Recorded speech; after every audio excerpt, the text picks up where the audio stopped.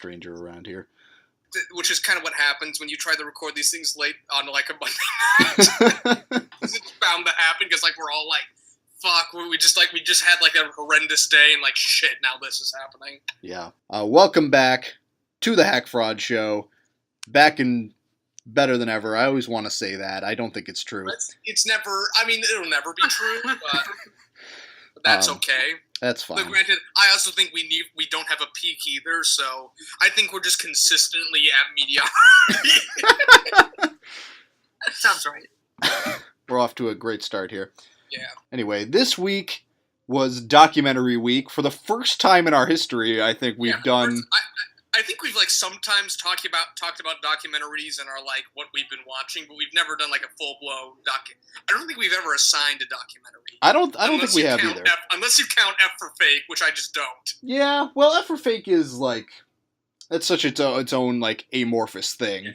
I think F for Fake is going to come up a lot actually because Exit Through the Gift Shop reminded me a lot of F for Fake. Yeah, I'll bring it up too, and I think that's a good thing. Yeah, oh for sure. Anyway, we're looking at 2010's Exit Through the Gift Shop and 1993's The War Room. Both very interesting documentaries in very different ways. They're very different styles of documentary, I think. Yeah, though it must be said, like, I prefer one style of documentary far more to the others, but we shall get to this when we get to the proper. Yeah, I think you and I are probably going to be fairly eye to eye on that, but, you know, there are exceptions to every rule. Anyway... Yeah, I think we'll have a lot to talk about with The War Room. Yeah. Anyway, we will get to all that in due course. It's been a big week for movies. Not only did Black Panther finally hit theaters, but Aardman's Early Man also came out. I forgot you saw shit. I saw both of them, so I'm going to have a lot to talk about. But, okay. John, what have you been watching? I watched a couple of Russian films. Oh, boy. One of them was a film called Elena, and I'm not even going to fucking try to pronounce the director's name. It's the same guy who directed Leviathan, that documentary from 2014 that won. Oh, yeah. He directed that. He's got like his like filmography mostly surrounds around this sort of like fall of like the Russian family and general like familial ties. Whether either of those things are true or not is not really my goal, but the man makes fascinating films. Mm. This is a film about a very cold marriage between a sort of like lower class working woman who marries a man who's very wealthy, had like this big fancy apartment full of TVs and modern architecture. Both of them have adult children that are not from each other's. One of which the child from the rich man is very flighty. Only shows up very briefly, and they kind of have a cold relationship because, to quote the father, she's a hedonist. We see the family from the woman in this relationship, Elena, the titular Elena. We see them quite often. One of which they're just kind of like jobless slackabouts. One of them, the teenage son, the grandson, Elena, just does nothing but play video games, and the father is just equally as worthless as he at one point sits down to try and talk to his son, but just ends up playing video games with him. They are just worthless, and then there's like a bunch of like fascinating conversations because the rich man just like refuses to give money to these people because they're just layabouts and they do nothing, and like pretty much Elena has to do everything to take care of them. And the movie kind of becomes like this really slow-paced, really gorgeous tone poem about like these like familial ties and these just like really cold, distant people. Mm-hmm. And like this kind of all accumulates, and at one point, like the man just sits down and says, like, no, they're not getting money. So Elena kills the man, kills her husband with Viagra, and it becomes. Well, here's the thing: like she used to be like a nurse, and she used to. They met because she was once one of her patients. Mm. They met via that. So at one point, like he gets like a heart attack or something, and he goes home, and she able to convince him like, hey, I can take care of them. I used to be a nurse. So she's able like to murder him using Viagra and get away with it. And it becomes like a story about like dealing with guilt and her like trying to get the money back and just sort of trying to prod into just like really cold, distant, broken families who don't talk to each other, are just like completely absorbed in television. Like the Elena and her husband are just in two different worlds. They're often off. Like one of them is off in the kitchen. The other is just like always in bed watching soccer. Like just like these like people in their own worlds that just do not interact, and there just seems to be absolutely no love. And it's really fascinating. I don't really have too much to say about it because it is just like so slow paced and just so deliberate. It's kind of hard to have anything really to say about it, especially because like comparatively very little happens in it due to the nature of it. Right. But I think it's a very unique experience, and it is also just like gorgeously shot. Like this, apparently, like the cinematographer is just like regarded as one of the finest in the industry. Okay. And also, like, people read into it as, like, this sort of, like, comment upon, like, Russian society and the Russian family, especially, like, this is kind of, like, this is a marriage that is, like, very uneven, where one has money and the other does not, and how much that dictates everything. Mm-hmm. So, if any of this if anything, and I'll try to see Leviathan one day, because that just seemed fascinating. But, like, if any of what I'm saying sounds interesting to you, I would recommend it. It is I do find it a rewarding. Not too entertaining, but very engaging experience. Well, I think this sounds very interesting. This might be something I want to check out. Yeah, it's very interesting. I would recommend it. The other film I watched is none of these things. Wait, one last thing about this. Apparently, Philip Glass did the music. Oh yes, he did do the music. Yeah. Though there's actually not. It's actually a very quiet film. There's not as much. It's not really quite. I wouldn't quite call it a very like Philip Glass heavy movie. Uh-huh. But yeah, Philip Glass should sell read. The next film I saw was Brother 2, which is kind of an example of the quote-unquote like Russian blockbuster. And the reason we were shown it, I'm almost certain, is because what they wanted to show us was like what happens when Russia tries to imitate the American action blockbuster. Oh no. And it is the strangest example of cultural whiplash I have ever seen. This movie is fucking insane. Because, like, here's the thing about it, like, it's very, like, slow and kind of meandering. It's a very strangely paced film, and, like, the directing of it isn't very direct. It isn't very dynamic. It's almost amateurish in some ways. So what happens is that, like, you just get, like, a bunch of, like, dead-eyed men looking at each other, occasionally shooting giant Gatling guns out of the back of a car and blowing up people. And I'm not even going to try to, like, relate the plot of this film because I don't think it's important, and I also don't think people should watch this movie. I'm just going to, like, give examples as to, like, why I found it fascinating as a cultural document, because this is a film about, like, two Russian brothers. And, like, there's this plot about... God, I'm doing it. There's, like, a plot about, like, one of them becomes a hockey player. But, like, the Ukrainian mob is cheating them out of their money.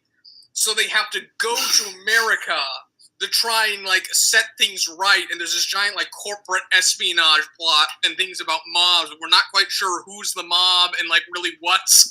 and what the players... what, like, the pieces are in this. But we get to America... And it's the strangest thing because there's always at least one man on hand who speaks Russian, of course. Mm-hmm. Like there, and like you just get like you get a bunch of like American actors who are like really overacting, and you get this idea of like, oh, this is what they think like America is, which is really problematic when they get to the city. I'm going to pause for a second. I'm going to put a pin in when they get to the city. They go to Chicago at some point. Because apparently this guy plays with the Blackhawks, but I'll come back to that. At one point, like, they get to Russia. I mean, they get to... One of these guys gets to America, and he parties up. Like, he gets a bunch of money. He, like, robs a cop after drinking in public, and he doesn't know why he can't drink in public. So he robs the cop and then uses the money to live large for, like, a few days. And then there's another one. This is a separate man who comes to America. And he ends up in New York, so he has to hitchhike to Chicago, because that's where everything is supposed to go down in Chicago, because they have, like, Ukrainian village there and all that. So he hitchhikes with a man who is, like, the most overacting, like, American I've ever seen in any form of global cinema. And they go on a fun little montage through the country where, like, they listen to Russian pop songs. And they get to the city, and you realize what kind of movie this is going to be. Because at one point, they see a bunch of prostitutes. And, like, at one point, like, and one of them's, of course, Russian, because Russia. We have to have Russians in the film, or else no one would care. You can't have too many subtitles. and, like, at one point, like, he just talks to them because, like, they're two Russians, and they just kind of talk for a bit. But then, like, they go off. And then we see the prostitute get the shit kicked out of her. And the American says, like, why do you care? It's a whore and a pimp. This happens all the time. And then we go to the ghetto. Oh, my God. And this, I'm not going to get into some of this, because this has some of the worst, like, racial politics I've ever seen in a movie. Jesus. Where, like, it is, like, some of the most, like, stereotypical, like, every, like, black man you see in this film is a criminal or a gangster in some way. There's, like, heavy racial coding, like, the police are deeply racist, but, like, not in a way that's commentary, but in, like, a really uncomfortable, we're supposed to side with the cops. Mm-hmm. And there's this fascinating exchange, there's this fascinating scene where, like, I don't know how this happened. Because at one point, like, the plot of the movie then becomes, alongside trying to get the money back for this hockey player, he has to, like, save this prostitute he met. And after saving the prostitute, which is just so strange because they share poems to each other, and it's so fucking weird, they rendezvous with the man who robbed the cop and has been living large, and they start boiling lobster over an open hearth in the middle of downtown Chicago, and a black man, like, assumedly a homeless man, comes up. And there's then, like, this scuffle over because they use the N-word, and they don't understand why the N-word is offensive. And it is one of the most, like, fascinating scenes I've ever seen in a movie, and not in a good way. And it also just has, like, there's just, like, great moments of, like, and the final thing, because, like, I think that's, like, the apex of this movie and, like, how it depicts America, which is, like, what happens if you just, like, showed, like, if you just took, like, a foreigner to, like, with the worst neighborhoods in America, and they had, like, no knowledge about, like, racial politics. This is kind of what they'd see. So it's fascinating from that perspective. Uh-huh.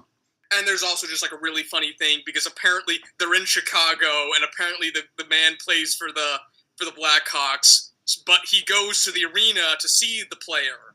And it's just a Pittsburgh Penguins practice. Like, they're wearing the uniforms, they're in the old Mellon Arena, UPMC ads are everywhere, it is so obviously Pittsburgh. But you realize, like, this wouldn't matter because they have no idea anyway. No, it's even strange because they mentioned the Pittsburgh Penguins earlier in the film. This is the strangest movie to watch as an American. And it's awful. Utterly awful. It's atrocious. It's horribly shot. The action is terrible. The acting is terrible. The racial politics are just appalling. But man, is it fascinating. And, like, I never want you people to watch it. I kind of want you to watch, like, the boiling lobster scene, because that's just one of the most strangest things. That's just the strangest thing I've ever seen on celluloid. But I can't recommend this movie to a single human being. Well, I'll probably never watch it, but yeah. This does sound like one of the most insane things in history. Yeah, but because especially, like, I'm always fascinated with, like, cultural, like, diffusion, and, like, very rarely do I get to see, like, my culture filtered to me through a lens that I just don't recognize. Like, another experience of this, strangely, was, like, Kino's Journey episode during the fall, because it had, like, a depiction of school shootings in just, like, a bizarre way. But, like, I'm always fascinated with these, and I'm always trying to find more examples of American culture filtered through non-Americans. And this is that! Oh boy, is this that! Sort of some icing on the cake to all this. So I'm looking at the release poster, and then, you know, it's in Russian writing. But its transliteration isn't Brother 2, it's Brat 2. This comes out too. It's not good, but I couldn't keep my eyes off it. Well, there you go. Take of that what you will. Okay. You must not avert your gaze. You must not avert your... I kind of agree with that to a certain regard, but that has been, under protest, what I've been watching. Okay, then. Garrett, did you see anything? I assume no. Never assume. Oh. But I haven't been watching it. Okay. Hey, you watched a documentary called Exit to the Gift Shop. That was something. But, Tyler, tell me about Early Man. Well, actually, I think on that note of some of the worst racial politics ever seen on screen, I think it's time to get into Black Panther here a little bit. Oh, boy. I'm excited. Please. Ooh, I cannot wait. Oh, you may have misinterpreted what I just said. Because this movie's actually pretty good. Oh, okay. Yeah. I mean, it's not perfect, certainly. It is still a Marvel movie. Yeah, which is why I just kind of stayed away from it. It has the same climax that every Marvel movie has. Yeah. Which, is whatever. But this is the first time in a long time where I've really felt with a Marvel movie, like, if all Marvel movies were like this, I think we'd have a lot less to complain about. Okay. It brings some new and interesting things to the table. I mean, it's very, like, disconnected from everything else, which is the best mode a Marvel movie can possibly be in. Although Martin Freeman does show up to remind you of how terrible Civil War was. Yeah. But it is, like, I don't know how much you might have noticed this back in Columbus, but this movie is already a goddamn phenomenon. Like, believe me, there's like the talks around, because I'm still a citizen of the internet, you must remember. Well, yeah. The talk of this movie is still like off the chart and just like everywhere, and there's like long-winded discussions about Afrofuturism and racial politics all throughout Hollywood and all the United States. Yeah, well, it goes even beyond that, because I went the night this movie came out, opening night for Black Panther. My roommates and I went to see Early Man, which I'll talk about soon. But when we got to the theater, we walked in, and I swear to God, I have never seen more authentic African garb in my life. It was insane. The theater was packed with people in, like, authentic African garb. People were just all over the place. Like, the audience had to be, like, at least 90% black. There were women, like, with little kids, like, and at that moment it really hit me, like, oh, okay, this is a really big deal for people. Well, we have to remember, like, look what this came out in. Yeah, true. And I guarantee, like, the bigwigs who greenlit this sucker never dreamed of what this movie would come to represent. Yeah, and, it gets very, very close to living up to that. Okay. It's interesting.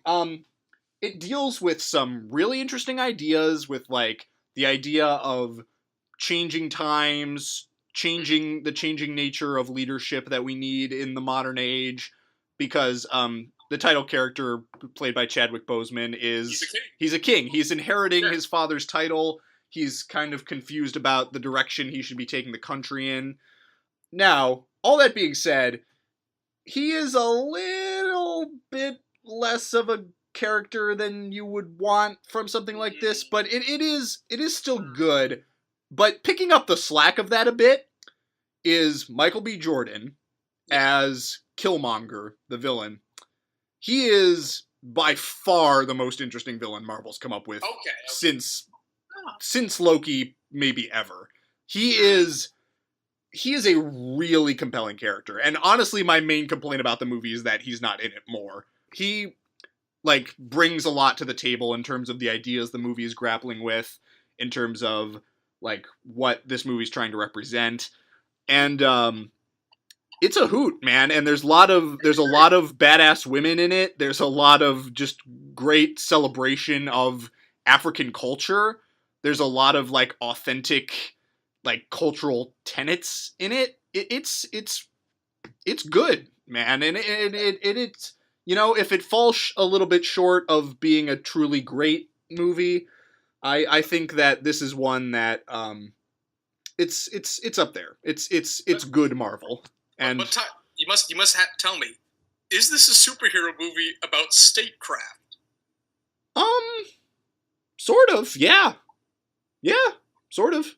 I hope I'm not overselling it, because I mean, I recognize like it's a Marvel movie, and like what statecraft is going to be in there is going to be like very like broad and like mass populist and that sort of thing. Yeah, and like very like vaguey, hopey, changey, that sort of thing. But hey, I'll take what I can get. Oh yeah. No, it is very much that, but you know, that's good. That's a step in a good direction, and like I said, if all Marvel movies were like this, I think we would have much less to complain about. Although the CGI is still terrible. Well, it always is. Well, like pretty much like whether or not I'd ever actually go to see this movie, because like the only thing that really interested me about it was like its depiction of African culture, and like to see African culture filtered through the Hollywood lens, because I don't think we've ever really seen that. At least not in a way that's not ethnographic. Right. Yeah. So granted, there's probably some argument to be made that all of this is ethnographic, but that's neither here nor there. Yeah, but I mean, I think this movie like reclaims a lot of things, and and they treat things with a lot of respect, and there's a lot of very authentic feeling stuff in this movie. Yeah, the African American community certainly claimed it as its own. Yeah, and that's great. Yeah, maybe I'll go see this. I think you should. Like, pretty much what you had said would be kind of me deciding whether I would see this or not. Mm-hmm. I think you should see it. And just one other thing about this movie is that like, it shows something too, that they got perhaps the most important black artist working right now, Kendrick Lamar, to do the soundtrack. And I've listened to the soundtrack, and it's pretty good. They don't really use it in the movie enough, but I'm just thinking of like a Marvel movie of a Kendrick Lamar soundtrack. That just sounds like it's preposterous. Like, you listen to the music and you're like, how the fuck did Disney ever okay this? Yeah, so maybe I need to see this movie. maybe this is a must-watch now. But it's something. It's something. Okay. But anyway, that's Black Panther. As I said, I went and saw Early Man. Honestly, like I saw the trailers for this movie, and I kind of wasn't sold. It's not great. I mean, it's good. There are some fun moments, but it's definitely the least good Aardman movie that I've seen. It's no Chicken Run. It's no Curse of the Were-Rabbit or anything. I haven't seen Curse of the Were-Rabbit. I saw it a long time ago, and I'm kind of actually I'll have a little bit to talk about in that vein in a minute. But I've been thinking about rewatching it. I think I would just find it very charming and very fun now. Okay.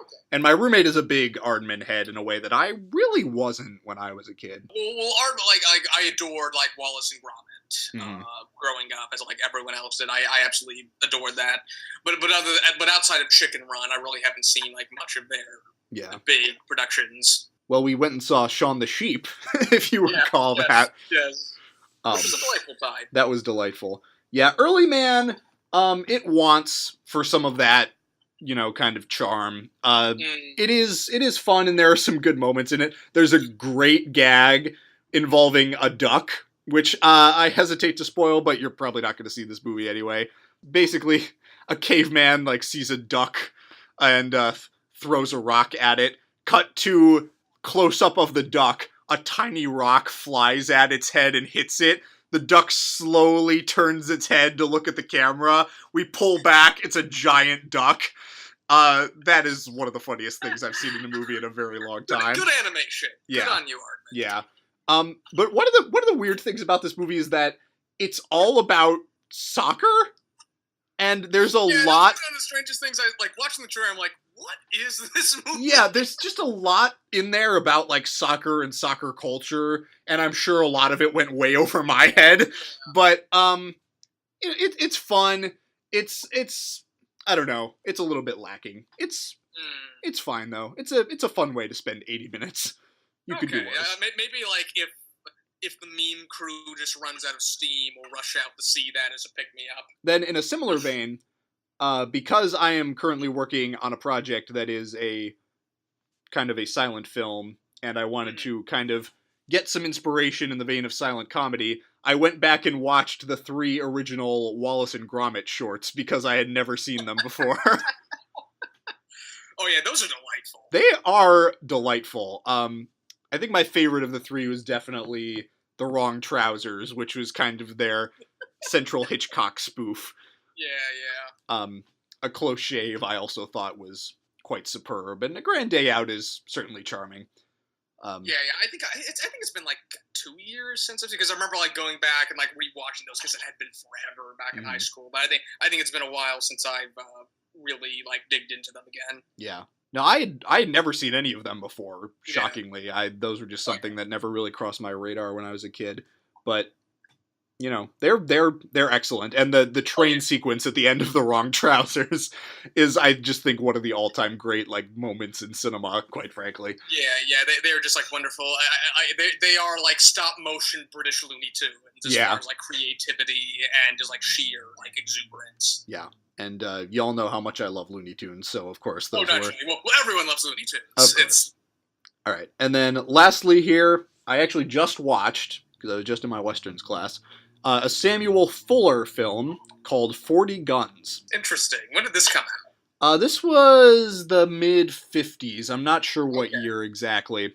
It's a very, like, kind of weird, sort of crazy, like, just all over the place Western. Barbara Stanwyck plays this woman who commands like a 40-man posse who are just kind of running wild. And then the central characters are like these 3 brothers who come into this town and kind of set up shop, much in the way that Wyatt Earp and his brothers do in My Darling Clementine. And it's kind of loose, and like the plot is kind of free-flowing and all over the place. But the real joy of this movie is that Samuel Fuller takes full advantage of the opportunity to break out every like creative visual thing he can think of. There's some like 3-minute tracking shots that are just crazy. There's a shot where apparently this is the movie that the James Bond gun barrel came from. That's what my professor said, and like it's a very clear thing, like where you're like looking at a woman like through like a rifle barrel. It's really cool. The movie's just shot all kinds of crazy, and Samuel Fuller apparently was just one of the like most interesting filmmakers who no one ever talks about, because he made several movies back in that day and age, and he seems like he would be someone who had a big influence on like the kind of 70s era generation of filmmakers.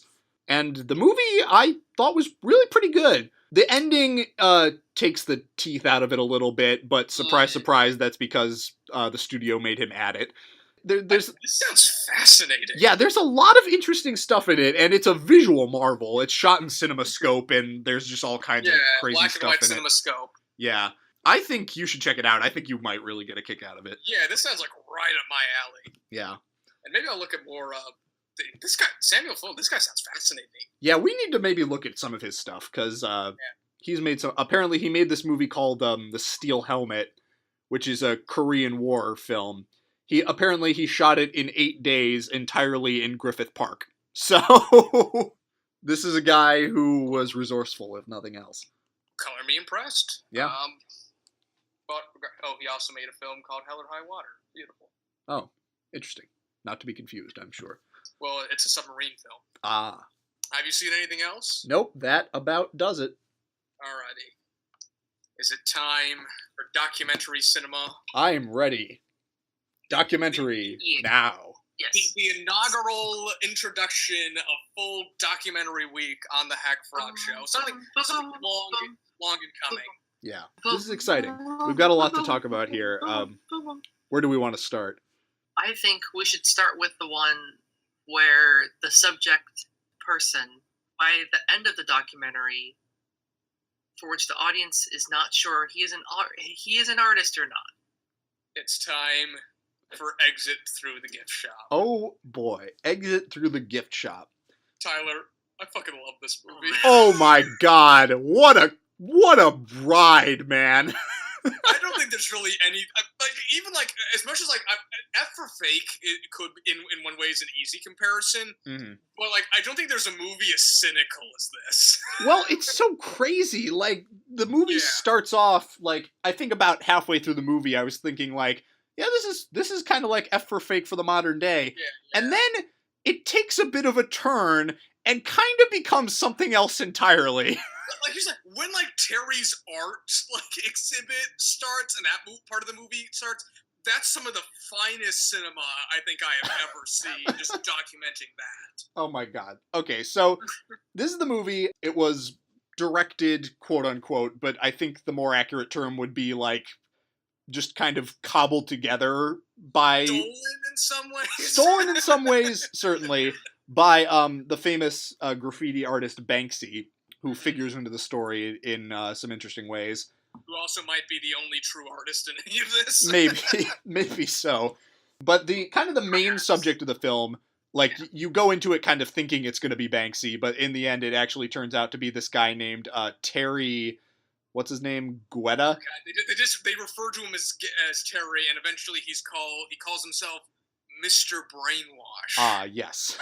So this Terry guy is one of the weirdest cinematic figures this side of Tommy Wiseau. Like, he is a French immigrant living in Los Angeles who films everything.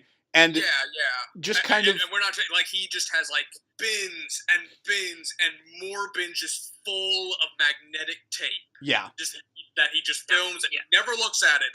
He just films it and just puts it away. Right. And just almost completely by chance, he just sort of stumbles into this world of underground street art. And that brings him into contact eventually with Banksy. Mm-hmm. And what happens from there is just one of the saddest, strangest, funniest, most bizarre things I've ever seen put on film. Yeah. Well, I think the sort of like turning point of the movie is where like Terry joins Banksy at a certain point. He gets involved with Banksy, and Banksy kind of adopts him as like his like cinematographer, as his documentarian. Right. And at one point they go to Disney World, or is it Disneyland? It's Disneyland, yeah. Disneyland, because like Banksy wants to put up like this like anti-Guantanamo Bay installation up on one of the rides, and he does that, and he runs away. But Terry's just left behind to take pictures, and he's gotten by security, and he's interrogated for 4 hours by what Banksy calls the literal Mickey Mouse security squad. and it becomes like, oh, I can trust him now. He didn't crack under pressure against Disney security. But then at a certain point, Banksy says, hey, let's actually make this documentary now. Let's actually make a film. And Terry creates a 90-minute experimental nightmare, which I can only assume is just how he sees the world, and kind of honestly how this movie was made. Just as this flurry of artists and like installations and ideas, just like rifled to you in rapid speed. It's like the worst trailer you've ever seen that apparently lasted 90 minutes.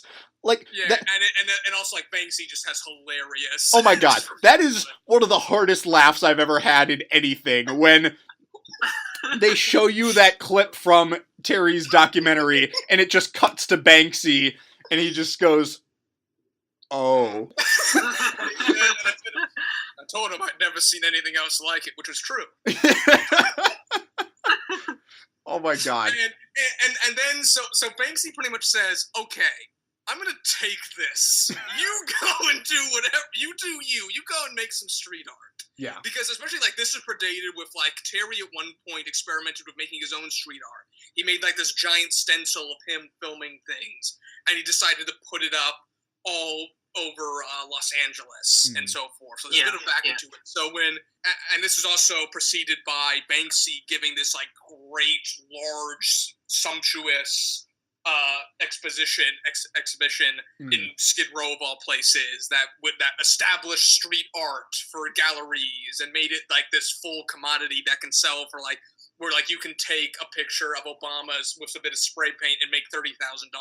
Yeah. And so Terry decides to make a giant exhibition just like Banksy. And boy, oh my god, it's like Philip Seymour Hoffman in Synecdoche, New York. He just like falls down this rabbit hole of and like it just gets bigger and bigger, and more people come in, and people are just like, "What the fuck are we doing?" And it is just one of the greatest statements about the art world I have ever seen. Yeah.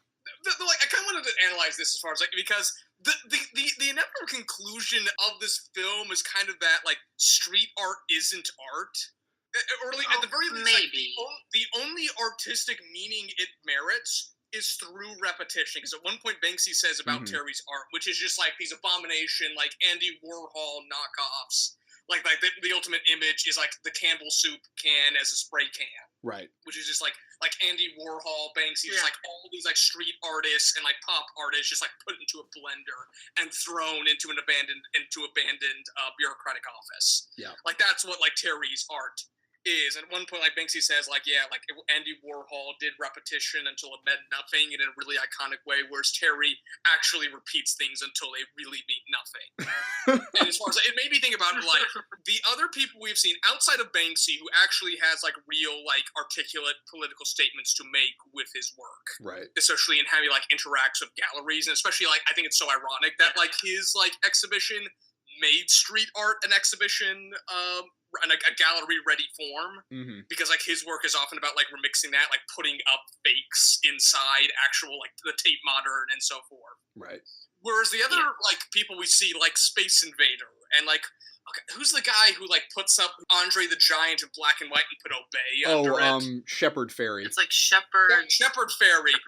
Like they admit that like their work has no meaning. In fact, it's a joke. Right. But it obtains meaning only through repetition. Right. Which seems to be like the grand joke of street art as far as they're concerned. Yeah. And that is just so fascinating to me. That's interesting. That seems to be the point that like this movie is making about art in general, I think. Yeah. Because like it refuses to have the statement of that like, oh, everything's art. Terry is clearly an artist. Whereas like it kind of runs like, hey man, Terry's a hack. He doesn't know a fucking clue what he's doing. He's an idiot. He can't articulate a single idea he has. Which is like Banksy can articulate his work, which is like the great comparison. I think I think Banksy's presence really saves this movie from from kind of losing direction. Well, it's interesting because like when Banksy kind of comes in at first, I was kind of like, I don't know how I feel about this. Like, the movie is almost kind of lionizing him, which is weird because, like, he allegedly directed it. Yeah. But as it went on, I mean, it still seems like Banksy's, like, up his own ass a little bit, but... Yeah, a little. As far as...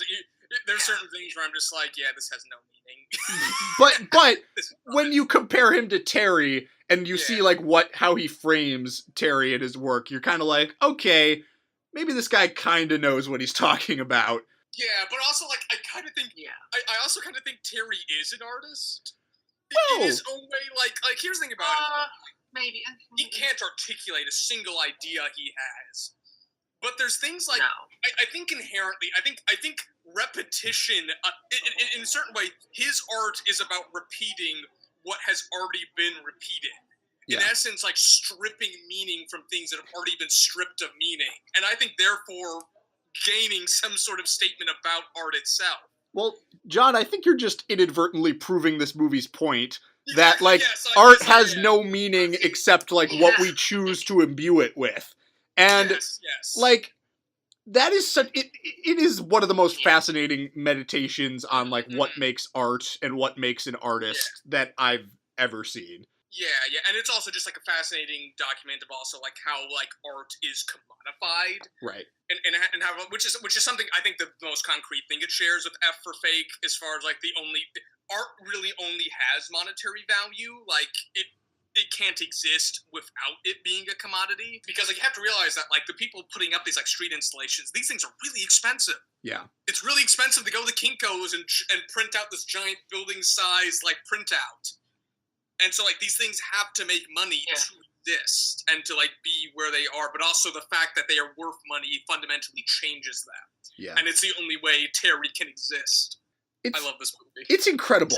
It's so fascinating. And Garrett, what do you have to say?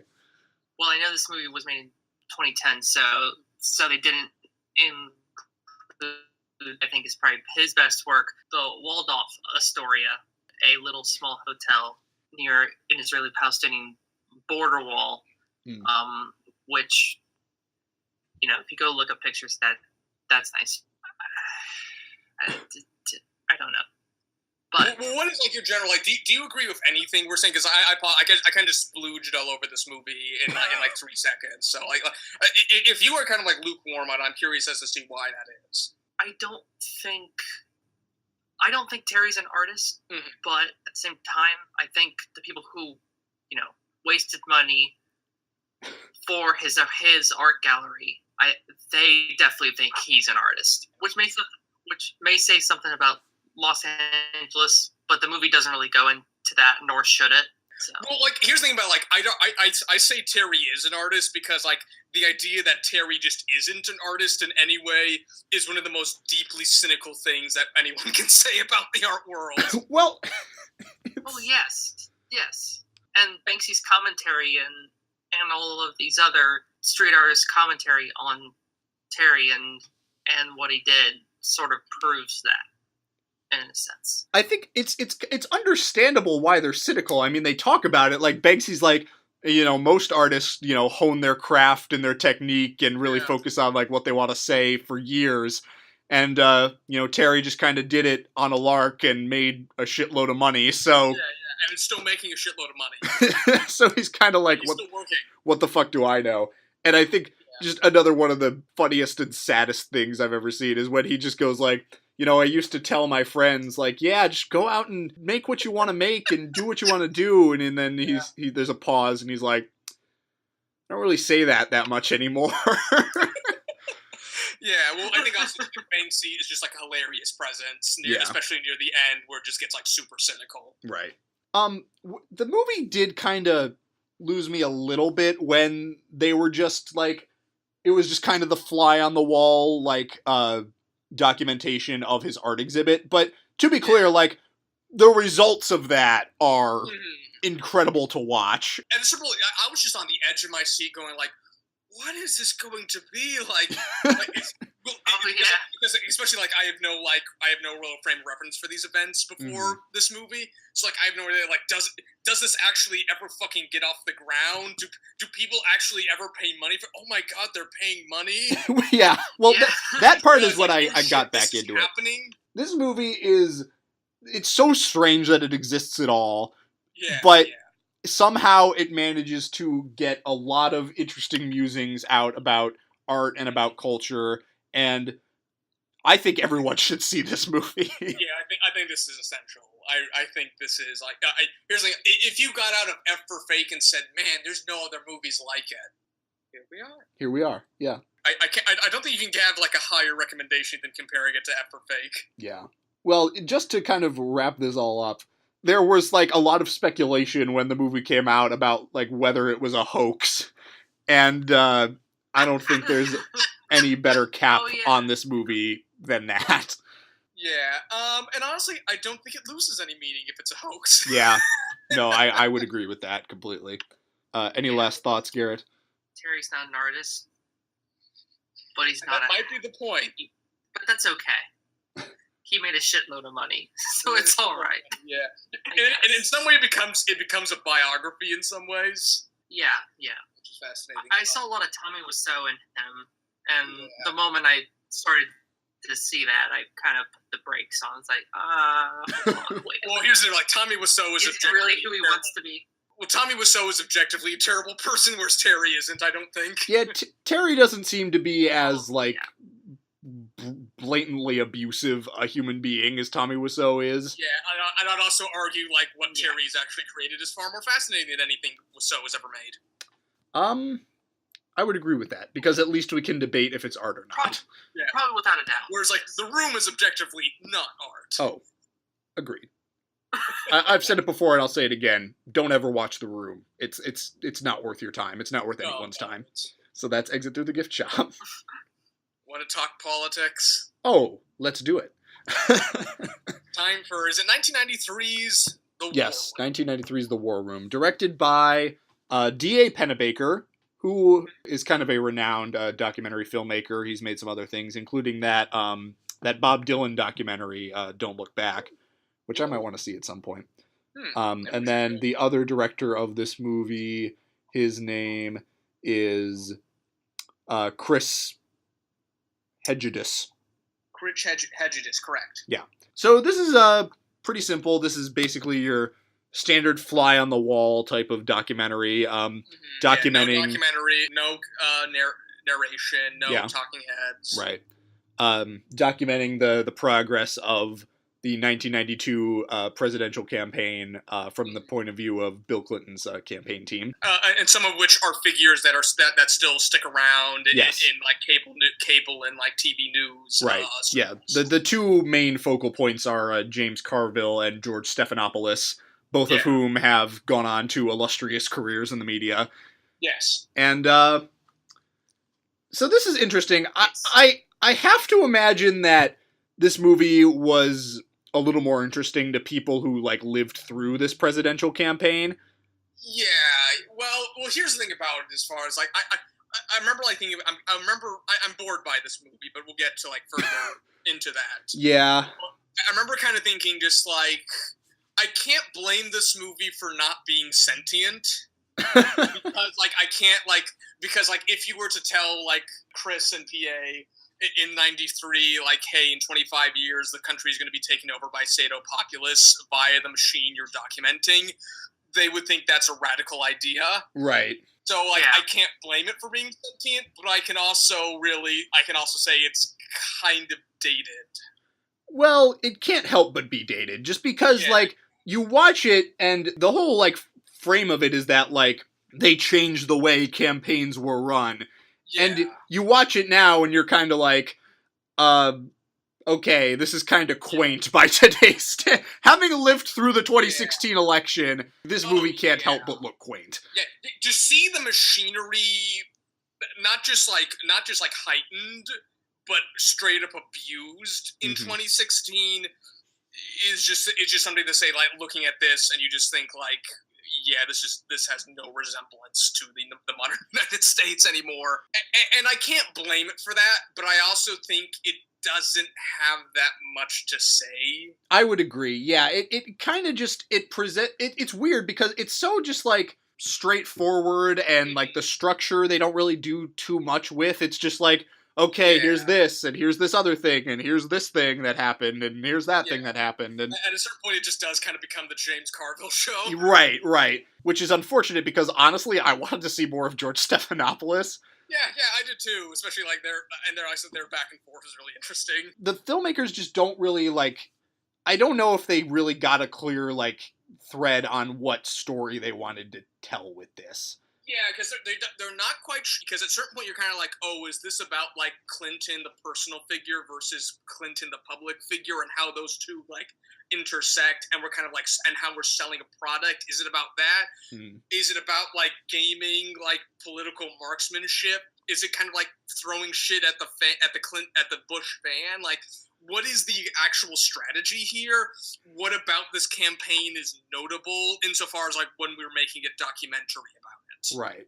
And I will say that the documentary Wiener, which we talked about briefly last week, it's kind of in a similar vein. It has like one talking head that they did with Anthony Weiner, like after everything went down. But for the most part, it is like fly on the wall. But the stuff that happens in that movie is already so crazy that like that already kind of heightens it a little bit. And then just like the whole time you're watching that movie, you're just kind of like, oh, like this is the story of like a guy like losing control of his political narrative forever.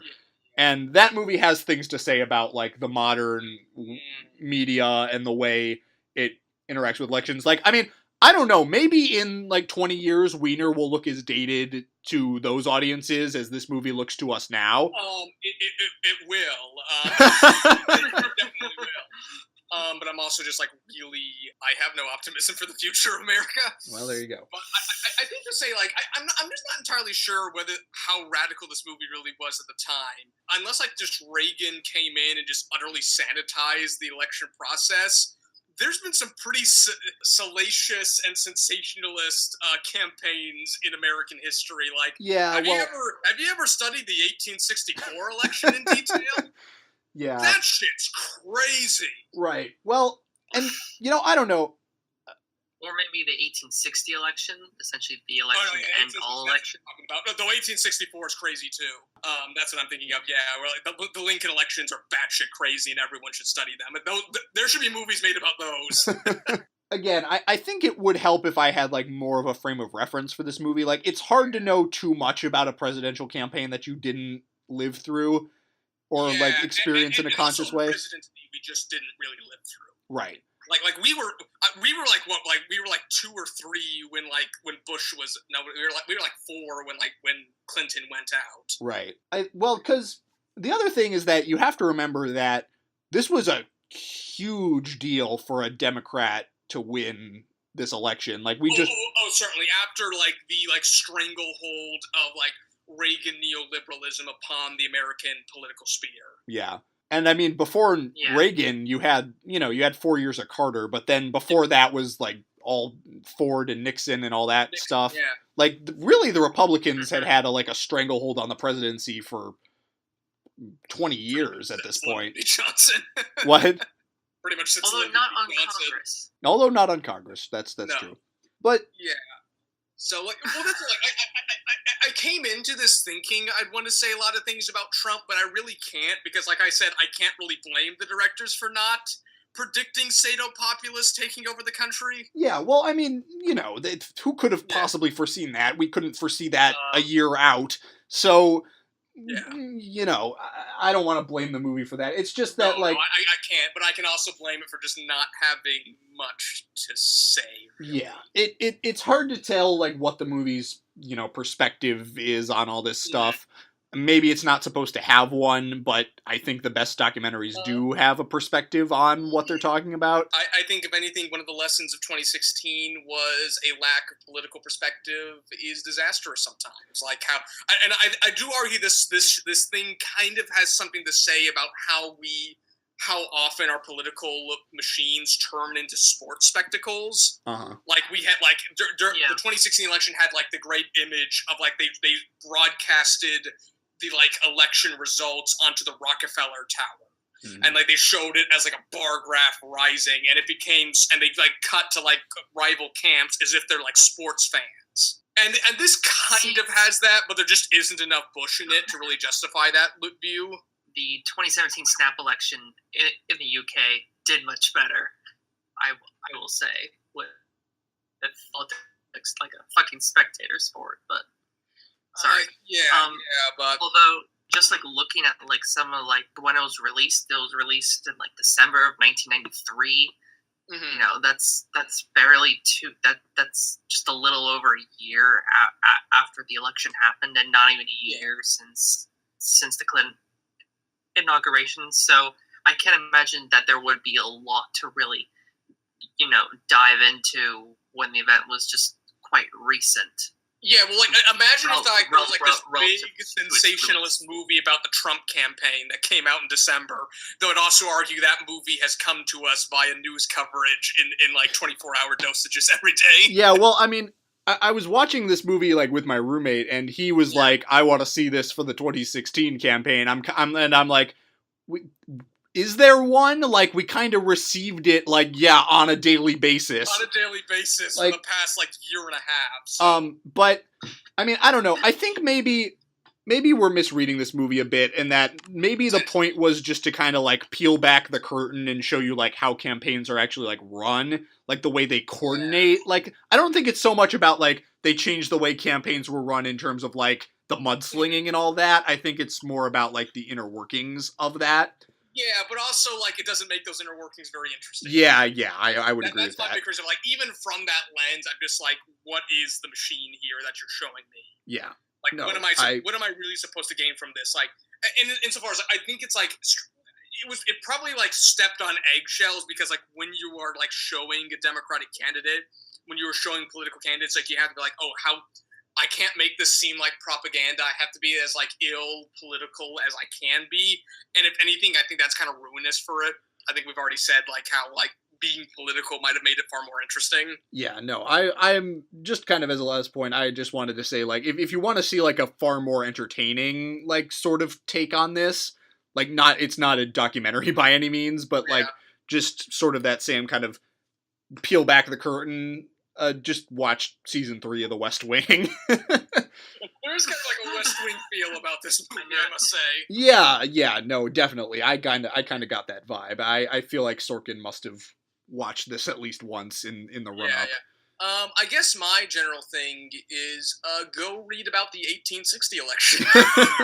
Like if you want to see something that isn't as dated as this, that is some wild shit you can read about. Yeah. All right. So that's the War Room. Yeah. It's an interesting time capsule. Yeah, but yeah, it's not much more than that. I just think that the further we get from it, just the more antiquated it becomes. Yeah, for sure. But that wraps it all up for documentary week. This was a fucking ride. Yeah, this was fruitful. I really enjoyed this week. But the question becomes, what do we want to do next time? Aardman's in my head, but that might be a bit too. You've probably watched a bunch of Aardman recently. Yeah, well, I mean, we could. I don't really care for Aardman that much. Okay, that's fair. Maybe it's just me needing to go back through it, but yeah, I mean, like what we could do is we could just do like one of our swap bot little just random mystery box episodes where we just swap it. I can't talk. We just pair it up with anything. Maybe. Although, there is one thing that we've been putting off for a very long time that I think it might be finally time to do. Oh no. Is it? What are you thinking? I don't think we're thinking the same thing. Probably not. I'll let you go. I was gonna say Steven Soderbergh. Yeah, it's time. Yeah, we've put that off way too long. Okay. I'm gonna lay down a bombshell. I haven't seen Ocean's 11. I haven't either. Let's do it. Yay! That should be fun. I'm just gonna because this guy has like a fucking huge filmography. His filmography is one of the strangest that I've ever heard of. So yeah, I'm just gonna fucking look at it and see what we. I keep forgetting he made Magic Mike. It would exist. Yep. Didn't he direct the sequel? No, I don't think so. Okay. I just needed. I kind of would like to do one of his kind of earlier weirder movies, like maybe Sex, Lies, and Videotape, Kafka? or Out of Sight, or The Limey. I don't know about Kafka. I just saw that. I'm just like, oh my god, what is that? God, this man has such an interesting filmography. There's so many. I've seen a little bit of The Limey. Okay. I would be down to do The Limey. The Limey we could do, let's see, The Informant. Oh my god, The Informant. That's the problem, like, when you have, like, a director of this, like, with just a strange and, like, overwhelming filmography. I know. We could put off selecting another one. I could consult with Daniel, because he's kind of a Steven Soderbergh expert. How about we put down The Limey for now? Okay. And you consult with Daniel, our now resident Steven Soderbergh expert. Okay. Steven Soderbergh week. It's gonna be something. All right. Yeah. Ocean's 11. It's hard to come up with anything coherent to say about him as far as like a grandiose like filmmaker's perspective. Well, he's just done it all, man. He's just been all over the place, and he's putting out a horror movie that he shot on his iPhone this year. Yeah. I can't say I'm surprised. That's Soderbergh. All right, so Ocean's 11 and maybe The Limey, maybe something else coming your way next time. Thank you all. I'll see Kafka. That movie fascinates me. I'm a little trepidatious about that. The trial is still a pall that hangs over my mind, but we'll see about that. Anyway, thank you all for joining us, and we will see you next time. Goodbye. The Wikipedia page compares Kafka as a cult film being compared to Terry Gilliam's Brazil and David Cronenberg's Naked Lunch. And the only thing that relates all those films is that they are cult films. Welcome to 10 p.m. Yeah. This week... No, welcome to 10:25. Go fuck yourself. I mean, I never saw the... I at least want to see Curse of the Were-Rat.